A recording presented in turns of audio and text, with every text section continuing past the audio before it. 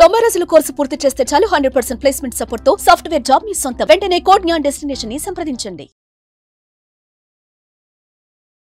నమస్కారం సార్. నమస్తే. అంటే కొన్ని సందర్భాల్లో చాలా వరకు ఒక సిచ్యువేషన్ని అంటే మనకి బాగా బాధ కలిగించినప్పుడు ఇంకొకటి మనకి అసలు ఆ సిచ్యువేషన్కి ఎలా హ్యాండిల్ చేయాలో తెలియక కొన్నిసార్లు మనం సైలెన్స్ అయిపోతూ ఉంటాం సార్. అలాంటప్పుడు మనకు ఒక ప్రాబ్లంకి మన సైలెన్స్ సొల్యూషన్ చెప్తుందంటారా? ఒక సిచ్యువేషన్కి మన సైలెన్స్ తోటి మన వాల్యూని మనం పెంచుకోవచ్చు అంటారా? సైలెన్స్ని అర్థం చేసుకోవడం రావాలి. ఇఫ్ యూ ప్రాక్టీస్ సైలెన్స్, ఫస్టే సైలెన్స్ని ప్రాక్టీస్ చేస్తే నిజంగా ఇబ్బంది వచ్చినప్పుడు silence will help you. Silence practice చేయడం అనేది చాలా ముఖ్యమైన పని. ఓకే, ఎందుకు సైలెన్స్ ఇంపార్టెంట్ అంటున్నానంటే ఎంతోమందికి జస్ట్ ఆ సైలెన్స్లో ఆన్సర్లు వచ్చాయి. ఓకే, అలా కూర్చుని ఒక చోట ఆలోచనలన్నీ ఆగిపోయి తక్కువ సైలెన్స్లో చోటు పుట్టుకొస్తుంది. ఎప్పుడైనా అంతే, ఆకాశము నుంచి సైలెన్స్ నుంచే శబ్దం అలా పుడుతుంది. సో అందుకని మనం సైలెన్స్ని అర్థం చేసుకోవడము, సైలెన్స్తో గడపడము రావాలి. 3 రకాల సైలెన్స్లు ఉంటాయి జనరల్గా. ఒకటి ఔటర్ సైలెన్స్, అంటే మాట్లాడి వీడు అర్థం చేసుకోవడం వేస్ట్ అని అనుకుని ఒక సైలెన్స్ వస్తుంది. ఓకే, సో మాట ద్వారా అర్థము కాదు, అది ఒక నీచమైన స్టేజ్ అనమాట. అంటే ఎవరైనా ఏదైనా చెప్తుంటే అర్థం చేసుకోలేని పరిస్థితులు ఎవరైనా ఉన్నారంటే అది ఒక నీచ రకమైన స్టేజ్ అంటారు. దాన్ని దాటి పైకి వెళ్తే, అంటే కొన్నిసార్లు వీళ్ళని ఎక్స్ప్లెయిన్ చెయ్యలేము అన్నప్పుడు సైలెంట్ అయిపోయింది కాక ఇన్నర్ సైలెన్స్ ఒకటి ఉంటుంది. ఇన్నర్ ప్రశాంతతలో థాట్స్ అండ్ ఎమోషన్స్ వచ్చి ఒక నిస్పృహలో ఆగిపోతాం. ఓకే, ఆ థాట్స్ అండ్ ఎమోషన్స్ ఆగినప్పుడు వచ్చే సైలెన్స్. Third, spiritual silence. ఈ స్పిరిచువల్ సైలెన్స్లో వాంటెడ్గా మనం పాజ్ పెట్టుకుని అలవాటు చేసుకుని ఆ సైలెన్స్ని అబ్జర్వ్ చేస్తే ఎన్నో రకాల కొత్త విషయాలు పుట్టుకొస్తాయి. ఎందుకంటే సైలెన్స్ ఎంత సైలెంట్గా ఉంటే అంత పరమాత్మకి దగ్గర అవుతూ ఉంటాము అంటారు. లోపల కూడా చాలా మదన నడుస్తుంది కదా, టాకింగ్. దాన్ని ఎంత సైలెంట్ చేసుకోగలిగితే అన్ని ప్రాబ్లమ్స్కి సొల్యూషన్ వస్తాయి. ఎప్పుడైనా ఇది ప్రాక్టీస్ చేసి చూడండి. పెద్ద గొడవ, బిగ్ గొడవ, జస్ట్ బికమ్ సైలెంట్. దాని నుంచి ఎన్నో రకాల ఆన్సర్లు ఈజీగా వస్తాయి. అండ్ అన్ని గొడవలకి కారణం మన మాట. చాలా రకాలుగా గొడవలకి కారణమయ్యేది మాట. మనం ఒకటి చెప్తాము, అవతల వాడు ఇంకోలా అర్థం చేసుకుంటాడు. అందుకే మా గురువుగారు అనేవారు, there is no dialogue, there is always a monologue అని. మనమేదో చెప్తాం, వాడు దానికోసం ఆన్సర్ రెడీ చేసుకుంటాడు, దీని గురించి ఆలోచించడు. అందుకోసమే there is always a monologue. ఎవడి మాట వాడిదే, నేను కరెక్ట్ అంటే నేనే కరెక్ట్ అని. అలాంటప్పుడు సైలెంట్గా ఉండడమే మంచిది. ఇది గనక మనకి అర్థమైపోతే సైలెన్స్ నుంచి ఫస్ట్ నేర్చుకోవాల్సింది అవాయిడింగ్ డిస్ట్రాక్షన్స్. సైలెంట్గా ఉన్నప్పుడు గుచ్చుతుంటాయి కొన్ని థాట్స్, చాలా థాట్స్. కొన్ని మనకి ఏవైతే రిపీటెడ్గా వచ్చి ఉన్నాయో గుచ్చుతాయి. వాటిని ముళ్ళు తీసినట్టు తీసి పక్కన పడేయాలి. ఆ థాట్ నాకొద్దు అని తీసి పక్కన పడేయాలి. ఎప్పుడైతే ఇది ప్రాక్టీస్ చేయడం స్టార్ట్ చేస్తామో, విచ్ ఇస్ ఒకరోజు నన్ను బాస్ ఏదో అన్నాడు అని వచ్చింది అనుకో మాట, అది రోజంతా అరే అట్లా ఎలా అన్నాడు అనిపిస్తుంది కదా. ఆ థాట్ని మెల్లగా తీసి పక్కన పెట్టాలి. I'm not going to think about it, నేను డైవర్ట్ చేస్తున్నాను ఆ మైండ్ని అని ప్రాక్టీస్ చేస్తే, ఎప్పుడు నార్మల్గా ఉన్నప్పుడు ప్రాక్టీస్ చేస్తే, అలా ఎవరైనా తిట్టినా, హర్ట్ చేసినా, వదిలేసినా, కష్టం వచ్చినా కూడా వాటిని ఈజీగా హ్యాండిల్ చేయగలుగుతాం. ఎందుకంటే ఏ కష్టమైనా లోపలే, బయట ఏమి ఉండదు. రోజులు గడిచిపోతూ ఉంటాయి, సమయం వెళ్ళిపోతూ ఉంటుంది, అన్నీ అయిపోతుంటాయి. బట్ ఎవరైనా ఏదైనా మాట అంటే ఆ మాట ముళ్ళు గుచ్చుకున్నట్టు గుచ్చుకుంటుంది. సో సైలెన్స్లో ఉన్నప్పుడు ఆ డిస్ట్రాక్టివ్ పెయిన్ పాయింట్ని తీయగలగాలి. ఇది ఈజీ బై ప్రాక్టీస్. యాక్చువల్గా డిస్ట్రాక్టింగ్ పెయిన్ పాయింట్ని మీరు రాసుకుని దాన్ని ఒక టైప్ ఆఫ్ మెథడ్ ఫాలో అయ్యి దాన్ని పడేయచ్చు, తీసి పడేయచ్చు. ఓకే, ఇది ఒక మెథడ్.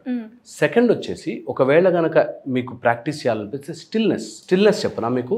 ఎప్పుడైనా మీకు కుదిరితే రోజులో ఒక 5 నిమిషాలు స్లో మూమెంట్ ప్రాక్టీస్ చేయండి.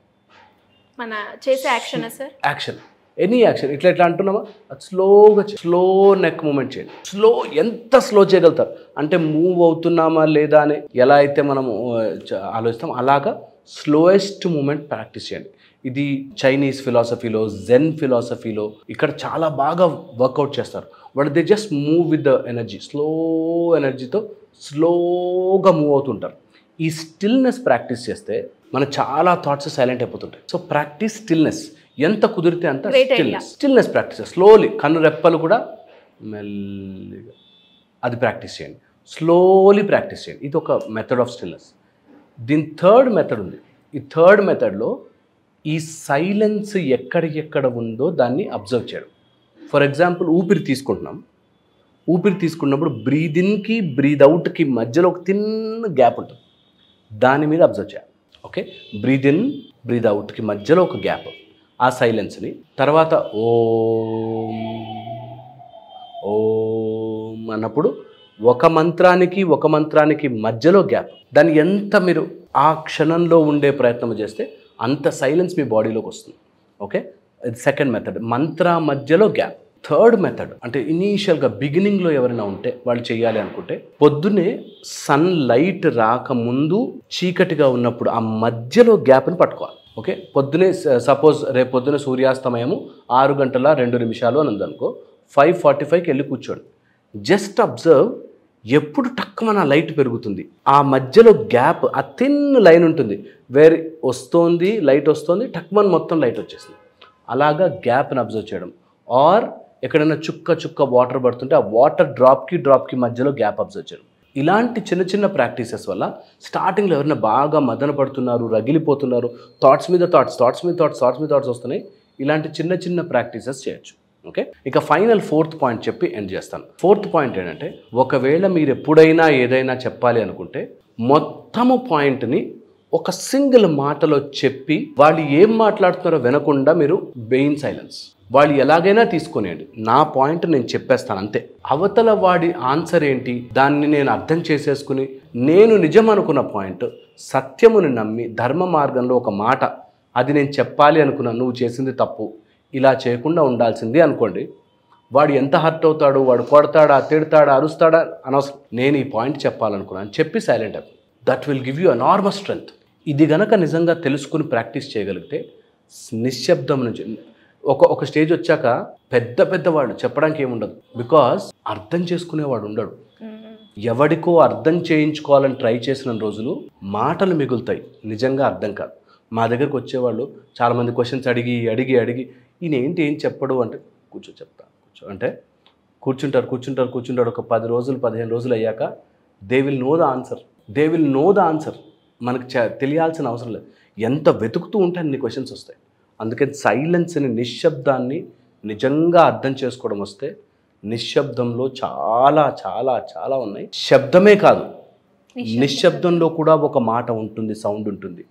వర్డ్స్ ఆఫ్ సైలెన్స్ అని నిశ్శబ్దంలో ఉన్నప్పుడు భగవంతుడే మాట్లాడతాడు. So maybe you should try all this. డెఫినెట్గా సార్. నిజంగా చాలామందికి కూడా ఈ సైలెన్స్ వీడియో అనేది ఎన్నో రకాలుగా ఉపయోగపడుతుందని నాకు అనిపిస్తుంది. టు బి ఫ్రాంక్, మీరు చెప్పిన ఈ 3-4 టెక్నిక్స్ ఏవైతే ఉన్నాయో ఒకరికి పనిచేస్తుంది, ఇంకొకరు పనిచేస్తుంది.